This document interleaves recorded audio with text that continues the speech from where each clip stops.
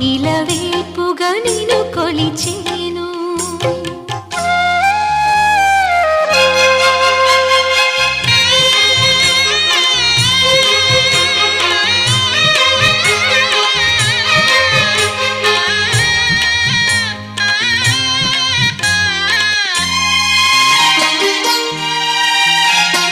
ఆలయమంటి ఇల్లు తన అక్కున చేర్చెను నన్ను.